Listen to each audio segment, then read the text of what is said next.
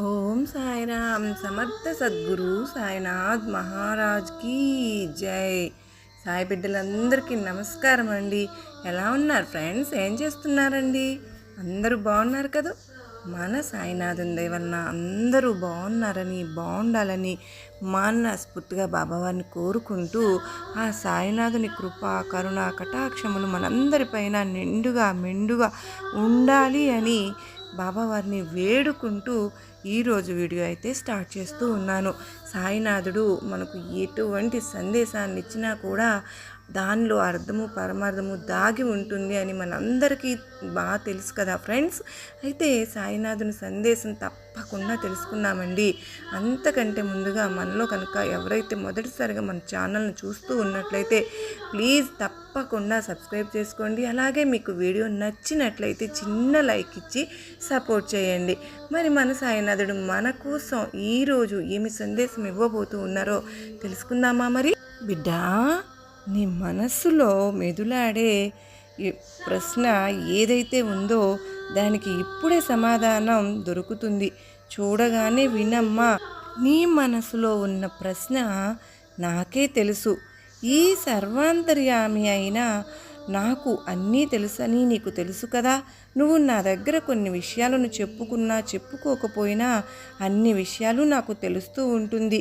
సదా నన్నే స్మరిస్తున్న నీకు నీ గురించి, నీ కష్టం గురించి, నీ మనసులోని బాధ గురించి, నీ మనసులో మెదలేడ ప్రశ్నల గురించి అన్నీ నాకు తెలిసిపోయింది.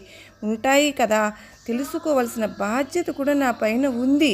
నీవు కోరుకునే విధంగా జరగడం లేదు అని ఎన్ని రోజులుగా ఒక పని తలపెట్టినా అది ముగింపు అనేది రాకుండా నాకు విజయం అనేది దొరకలేదు అనేదే కదా నీ బాధ. ఏ పని తలపెట్టినా అందుకైనా అడ్డంకులు లేదా నష్టపోవడం అనేది జరుగుతుంది. బాబా, నాకు ఆ అదృష్టం అనేది రాదా? నాకు కూడా విజయం చూడాలని ఉంది అనే కదా బిడ్డ నీ ఆశ. తల్లి బిడ్డ, ఒక విషయం చెప్పనా?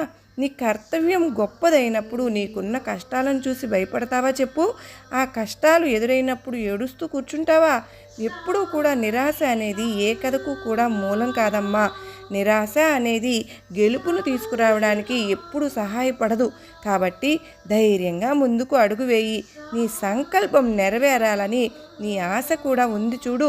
ఆశ అంటే నీ మనసులో ఉన్న ఆశను నెరవేర్చుకోవాల్సిన బాధ్యత కూడా నీ మీద ఉంది. కాబట్టి నీ కర్తవ్యం కోసం, నీ సంకల్పం కోసం, నీ కోరిక తీరేదానికోసం ఏం చేయాలో ముందుగా దాని గురించి ప్రయత్నించి ఫలితం వరకు పోరాడు. అంతేకాని జరగలేదు అని ఏడుస్తూ కూర్చుంటే నీ చేతికి వస్తుందా చెప్పు? నీ గెలుపు నీ చేతుల్లోనే ఉంటుంది. కొన్నిసార్లు నీ శక్తికి మించి నువ్వు ప్రయత్నించి ఫలితం రాకపోయినా కూడా నిరుత్సాహపడవద్దు బిడ్డ. ఎందువల్ల అంటే జీవితంలో లాభ నష్టాలు, కష్ట దుఃఖాలు అనేవి సహజం. కనుక బాబా, నా వల్ల కావడం లేదు, నేను పోరాడి అలసిపోయాను, ఇక అంతా నువ్వే చూసుకోవాలి తండ్రి అని నా పైన భారం పెట్టి నువ్వు నిరుత్సాహపడిపోయి నీరసపడిపోయి కూర్చుంటే ఎలా చెప్పు?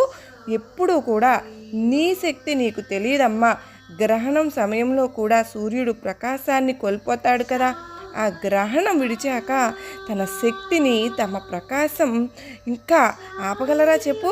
అదేవిధంగా నువ్వు నిరుత్సాహపడినప్పుడు బలహీనపడడం సహజమే. కానీ శక్తి పుంజుకుని ఆ గ్రహణంలాగా నీకున్న కష్టం, ఆ నిరాశ అనేది దూరమైనప్పుడు తప్పకుండా నీకు కూడా మంచి బలవంతురాలివి అవుతావు తల్లి. నువ్వు ప్రకాశవంతంగా వెలుగుతావు. అది విజయం వైపు వెలుగు చూపుతుంది బిడ్డ. నీకు తెలపడానికి మరొక విషయం చెప్పనా? ఒక పావురము అలాగే మరొక చీమ పోటీ పెట్టుకున్నాయంట. ఆ పోటీ ఏంటి అని అంటే, ఆ కనిపిస్తున్న కొండపైకి ఎవరైతే ముందుగా ఎక్కుతారో వాళ్ళు గెలిచినట్టు అని పందెం పెట్టుకున్నాయి.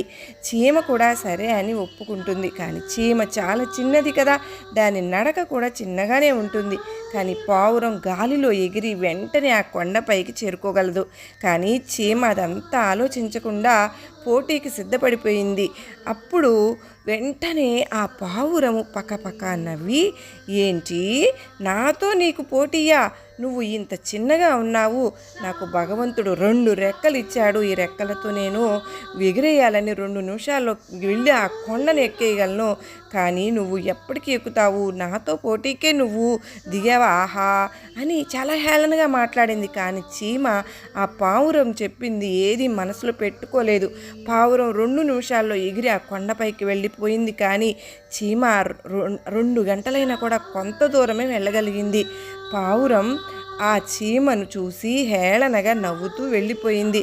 అలా ఒక 4-5 రోజుల తర్వాత అటువైపుగా వెళ్తున్న చీమను చూసి, ఏంటి కొండ ఎక్కేసావా అంటుంది.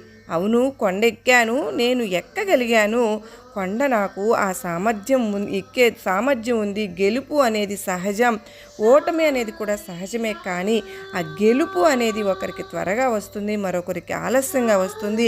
నాకు ఆలస్యంగా వచ్చింది కాబట్టి నేను గెలిచినట్టే కదా, ఆ కొండ ఎక్కగలిగాను కదా అని గర్వంగా చెప్పింది చీమ. బిడ్డా, ఈ చీమలో ఉన్న గర్వమే నువ్వు పెంచుకోవాలి.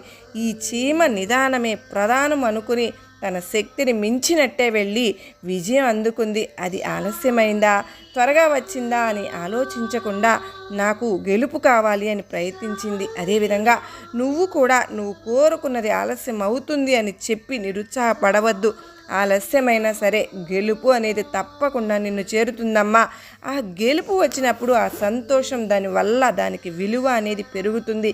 దాన్ని ఎంతో విలువగా నువ్వు చూసి ఆ ఓటమికి అయిన నాందిని అంటే ఆ గెలుపుకైన నాందిని ఏదైతే ఆ పట్టు ఉందో దాన్ని గట్టిగా పట్టుకుని ఎక్కడా జారిపోకుండా నువ్వు దాన్ని ఆ గెలుపుని స్థిరంగా నిలుపుకోగలవు. అదే సులభంగా వచ్చిన గెలుపు అంత విలువని ఇవ్వదు బిడ్డా. అదేవిధంగా నువ్వు గెలవలేదు, నీవు కోరింది రాలేదు అని చింతించకు. నీ మనసులో ఉన్న ప్రశ్నకు ఇదే తల్లి సమాధానం. కాబట్టి ఇక నిరుత్సాహపడటం ఆపి తప్పకుండా నీకైన బాటలో వెళ్ళు. ప్రయత్నం అనేది ఎంత అద్భుతంగా ఆ చీమను చూసి నువ్వు నేర్చుకో. ఆ తప్పకుండా నువ్వు విజయం చేరుతావు. నీ సాయి నీకు ఎప్పుడు తోడుండి నీకు విజయం వైపుకు నీకు కావలసిన దానికి ఏర్పాటు చేస్తూ అడుగడుగునా కూడా నిన్ను రక్షించుకుంటూ నీ వెంటే ఉంటానమ్మా. ఈ సాయి నీతో ఉండగా నీకు భయం ఎందుకు బిడ్డా? నీకు నా ఆశీర్వాదములు ఇస్తున్నాను తల్లి అని సాయినాథుడు చెప్తూ ఉన్నారు. ఫ్రెండ్స్, మరి ఈ వీడియో మీకు నమ్మకాన్ని ధైర్యాన్ని కలిగించింది అని అనుకుంటున్నాను. మరో చక్కని బాబావారి సందేశంతో మరలా కలుసుకునేంత వరకు అందరికీ నమస్కారం అండి. ఓం సాయిరాం. సర్వే జనా సుఖినో భవంతు.